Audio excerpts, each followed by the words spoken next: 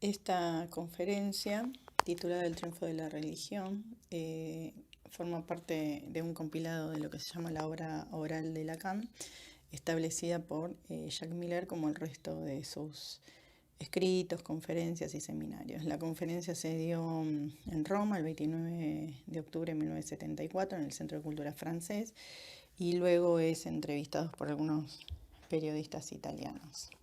Ahí se observa en el texto preguntas y respuestas. Bueno, el nombre es Gobernar, Educar y Psicoanalizar. Esto obedece a un aporte de Freud de 1937 de un texto Análisis terminal e interminable. Y lo que va a decir, ¿no?, el extracto de Freud es: y hasta pareciera que analizar sería la tercera de aquellas profesiones imposibles en que se puede dar anticipadamente por cierto la insuficiencia del resultado. Las otras dos ya consabidas de hace tiempo: educar y gobernar. ¿Por qué gobernar y educar? El resultado, como decimos ahí, es insuficiente.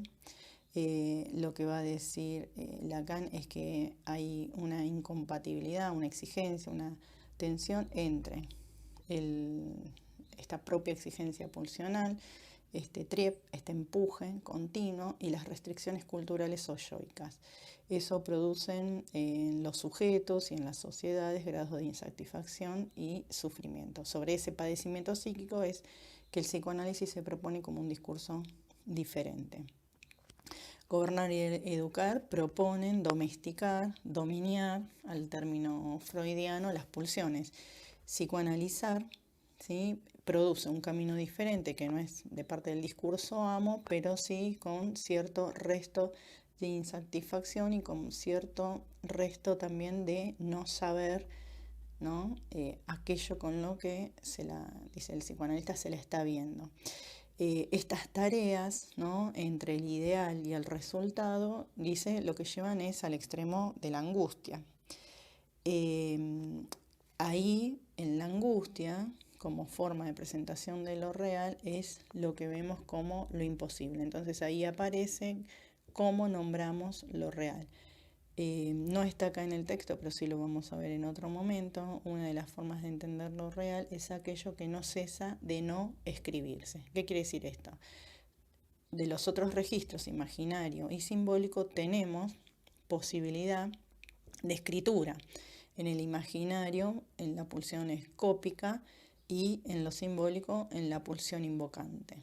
Después vamos a ver ahí cuáles son los objetos pulsionales, ¿sí?, para pensar en cómo ahí se desarrolla la pulsión con todos sus elementos y su destino. En este texto introductorio, así como otro que ya vimos, va a establecer el psicoanálisis como un oficio sórdido, pero necesario, de no saber muy bien qué se hace, pero, dice él, un poco paradójicamente, satisface a todo el mundo. Él no se preocupa tanto por, dice, quienes lo siguen, sino que le llama la atención a aquellos que vuelven. Entonces dice, bueno, algo de mi enseñanza, de mi decir, toca la fibra del conocimiento, del saber, o toca algo del goce de aquellos que lo escuchan. Establece ahí una diferencia, lo que podrían ser los postulados teóricos del psicoanálisis, para entrar en el discurso de la ciencia. Y ahí va a nombrar, ¿sí?, el nacimiento del positivismo, lo nombra Gustavo Comte, también a Poincaré, ya como, digamos, un discurso en donde piensa en la evolución de los saberes y esos saberes que traerían, ¿no?, este orden y progreso o cierta armonía en las masas, digamos, en las sociedades. La ciencia, dice, fue una promesa de progreso, pero hoy por hoy, y esto es temprano, lo podríamos pensar en lo que está pasando hoy con la pandemia, genera angustia de sus propios productos, ¿no? Habla ahí de una bacteria que podría ser de producción científica y que arrasara con la humanidad, dice. Entonces ahí la ciencia habría logrado su cometido, un poco lo dice irónicamente. Hoy tenemos un virus, ¿no?, que pone en jaque también los conocimientos científicos. Dice entonces que el psicoanálisis, si se vuelve una ciencia, y una de las formas de pensar que se puede volver una ciencia o que puede ceñirse al discurso científico, es el ingreso a la universidad, cosa que él siempre, digamos, estuvo como bastante en disputa respecto de eso, porque en la universidad lo que hace es concentrar saber. Foucaultianamente podríamos decir que el saber genera poder también, y que hay que situar esos discursos en algún orden lógico, racional, para poder estar de la mano de los que gobiernan, ¿no? Más allá de que las universidades sean autónomas. Siempre hay un coqueteo entre la universidad, la educación, el poder y el poder político y económico. Pensemos, por ejemplo, hacia dónde van las investigaciones en psicología. Bueno, pero eso da para otro tema. Tampoco dice que es una filosofía. Ahí siempre él marcó un contrapunto con respecto de esto, lo que sería una cosmovisión freudiana. Dice que los psicólogos, pensémonos, los filósofos, perdón, pensémoslo también un poco en esa época, no tienen muchas cosas para decir, y las pocas que dicen no le resultan como muy interesante a las personas. Tampoco es una ontología, no va a la esencia del ser, sino todo lo contrario, cuestiona al sujeto, ¿sí? Va ahí a producir interrogantes y no sentido. Y en este punto, cuando hablamos del sentido, es donde él va a decir, bueno, va a triunfar la religión y no el psicoanálisis. ¿Por qué? Porque la religión lo que da es sentido a la vida de los sujetos, desde el nacimiento hasta la muerte, y podríamos pensar que en algunas religiones hay un más allá de la muerte también. Y esos son todos tópicos necesarios para calmar la angustia. La angustia, por ejemplo, por lo que no sabemos, por lo que va a venir, por el sentido de nuestra vida, el por qué estamos acá, cuál es nuestra misión. Justamente el psicoanálisis, por lo menos en el discurso de un psicoanálisis individual para cada quien, pone en jaque todas esas preguntas, y lejos de cerrarla, lejos de darle sentido, las deja abiertas. Eso es lo real del mundo, eso es lo real del sujeto, por eso dice que lo real es inmundo. Esto es propio de Lacan, definir las cosas por lo que no son. Entonces, no tiene que ver con, el psicoanálisis no tiene que ver con la educación, no tiene que ver con gobernar, no tiene que ver con una ciencia, no tiene que ver con la filosofía. Es más bien un arte, dice, ¿no? Por lo que puede producir cada sujeto, ese saber faire o saber hacer, que está tenido de innovación, creación, y es ex nihilo, ¿no? Este es un término, digamos, ¿no? Propio de las religiones también, que es crear de la nada, ¿no? Como se supone que hizo Dios. Dice, pensar todo esto para el psicoanálisis, sí, dice, es una extravagancia. Acá podemos ver que los nombra, simplemente no los desarrolla, nosotros después lo vamos a desarrollar, que son estos tres registros: imaginario, simbólico y real. Lo real sería todo aquello que quede por fuera de lo imaginario y lo simbólico. Es una noción más radical, dice él, ¿no? Inacible, no susceptible de inscripción, pero que tiene modos de presentación. Uno es la angustia. El síntoma también es un modo de presentación de lo real, pero susceptible de pasar por el registro simbólico, que de hecho eso es un poco como define la función del analista y del análisis, ¿no? Sobre todo en lo que sería el final. ¿Por qué entonces el psicoanálisis y la religión ahí pone un contrapunto? Esta religión, como habíamos dicho, las religiones en general, no la de ninguna en particular, son inagotables respecto al sentido, siempre tienen algo para decir. Y el psicoanálisis, dice él, bueno, la verdad que no sé, en ese momento histórico, decía él, hace 50 años atrás, sobrevivirá o no.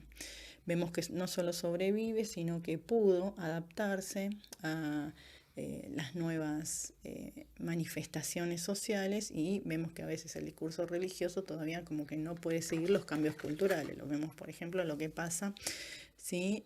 Con el matrimonio igualitario, lo que pasa con la garantía de derechos, por ejemplo, lo que tiene que ver con el aborto, bueno, ¿no? Como un discurso más enquilosado. El psicoanálisis, como propuesta para leer estas exigencias sociales, dice, deberá ser modificable, ¿no? Eso también es una apuesta. A eso se refiere, si sobrevivirá o no, si tiene algo para decir. En todo caso, de lo que le ocurre al sujeto, porque este sujeto es un sujeto cambiante. Él manifiesta ahí un poco la fundación del psicoanálisis como un síntoma de su época, ¿no? Uno podría decir por lo que sería la antipsiquiatría, como pensar ese aparato psíquico, la normalidad, la enfermedad, y como un instrumento de cura, el psicoanálisis propuso algo que era revolucionario en esa época. Como instrumento de cura y también para pensar la sexualidad, ¿no? Esos fueron como los pilares que fundaron el psicoanálisis, que ya lo vimos en el otro texto. Hoy la sexualidad, lo que tenía para decir de novedoso ya deja de serlo, pero sí todavía nos estamos haciendo preguntas acerca de qué es la sexualidad, pensándola como sexo, como género, como forma de vinculación, hacia dónde va también, ¿no? Este cuerpo sexuado. Ahí vemos un poco en la entrevista algunas cosas para remarcar respecto a los escritos, ¿no? Nosotros recién estamos como intentando entender cómo se organiza la obra de Lacan. Los escritos, ahí la crítica que le hacen es que son más bien crípticos, rebuscados, herméticos. Él dice, no lo hago para que la gente lo entienda, aunque dice, calculo que dentro de 10, 20 años van a ser transparentes a todos. Bueno, me parece que en esa proyección se equivocó, siguen siendo un poco difíciles de leer, pero dice sí para ser leídos.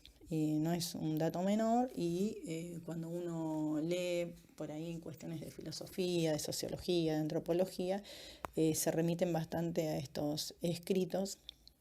Ahí nombra a Can con Sade, ¿sí? Para hablar de perversión, por ejemplo. Un texto poco frecuentado, también bastante difícil, pero sí citado, ¿no? Otra noción que me parece interesante es el parler. El parler es un juego de palabras en francés que es par, de palabra, de hablar, y être, que es, digamos, el infinitivo del verbo ser o estar.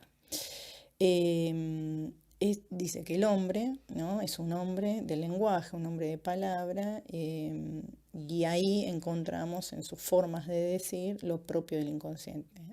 Siempre que hablamos de sujeto, hablamos del sujeto del inconsciente. Esto le da al hombre, dice, una característica de animal, dice animal enfermo, enfermo por la palabra, mordido. Cuando dice mordido por el síntoma, hablamos de esa palabra que muerde el cuerpo, ¿no? Dejando marcas. La última parte que me interesaría rescatar del texto es cuando habla, o retomar por ahí el concepto de angustia, ¿sí? Como aquello que es posible de desanudar estos tres registros, imaginario, simbólico, real, y la aparición abrupta para cada uno del orden de lo real, ¿no? Aquello con lo que no se sabe qué hacer. Va a decir que la sociedad todo el tiempo ofrece gadgets. Gadget es una palabra que surge en el finales del siglo XIX, principios del siglo XX, que tiene que ver con una empresa que cuando hicieron la Estatua de la Libertad de Estados Unidos, la gente quería réplicas. Entonces decía que eso que a veces cuando uno va de vacaciones lo compra como souvenir. Bueno, esos souvenirs, dice, le daban, ¿no? Como cierta alegría a la gente y eran simbólicos. Bueno, esos gadgets serían instrumentos, artilugios, objetos de consumo que todo el tiempo se están proponiendo. Él habla ahí de la televisión, ¿no? Pensémoslo en la época también como algo novedoso. El cine, el teatro, pero también instrumentos tecnológicos. Hoy podríamos pensar el teléfono, las tablets, toda la tecnología que tenemos ahí, las de recreación, que lo que hacen es aliviar la angustia. Al decir de Freud en sus textos sociológicos como un malestar en la cultura, podríamos pensar en lo que Freud llamaría los quitapenas. Y para terminar me gustaría citar una última apreciación de Lacan, la voy a leer. La van a encontrar en la página 100, dice: lo que más me asombra es seguir teniendo a mi lado tanta gente. No puedo decir que yo haya hecho algo para retenerlos. No me agarraré de sus faldones. No temo en absoluto que la gente se vaya, al contrario, me alivia cuando se van, pero en fin, a los que están conmigo les sigo reconociendo. Sin embargo, que me devuelvan algo de vez en cuando que me dé la sensación de que no soy completamente superfluo en lo que enseño, que les enseño algo que les sirve. Les agradezco por haberme interrogado durante tanto tiempo. Bueno, con esto sería como una aproximación para poder abordar este texto.